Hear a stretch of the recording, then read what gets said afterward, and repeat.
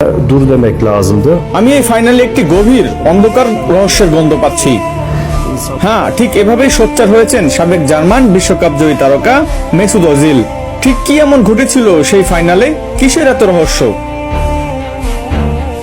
Final শেষে এক সাক্ষাৎকারে ওজিল প্রশ্ন তোলেন, যে দলটা পুরো টুর্নামেন্ট মাতিয়ে ফাইনালে উঠল, তারা পুরো 90 মিনিট প্রতিপক্ষের পোস্ট লক্ষ্য করে একটি শটও নিতে পারবে না। এটা কোনো স্বাভাবিক ফুটবলীয় ব্যাখ্যার মধ্যেই পড়ে না। সাধারণ কোনো ম্যাচ নয়, একটি ফাইনাল ম্যাচের নেপথ্যে কি তবে লুকিয়ে আছে কোনো বিষাক্ত থ্রিলার? ওজিলের এই একটিমাত্র বিস্ফোরক মন্তব্যেই এখন পুরো ফুটবল বিশ্বে তোলপাড়। Lazımdı. ভক্তদের মনে একটাই প্রশ্ন, যা আমরা মাঠে দেখি তার অন্তরালে কি অন্য কোনো খেলা চলছিল?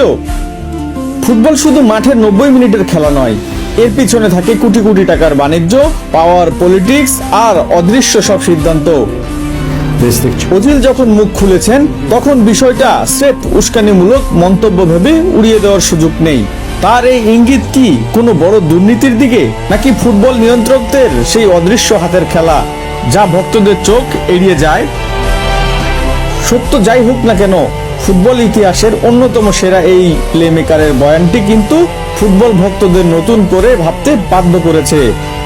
আপনাদের কি মনে হয়, ওজিলের এই দাবির পিছনে কি সত্যি কোনো বিষাক্ত সত্য লুকিয়ে আছে, নাকি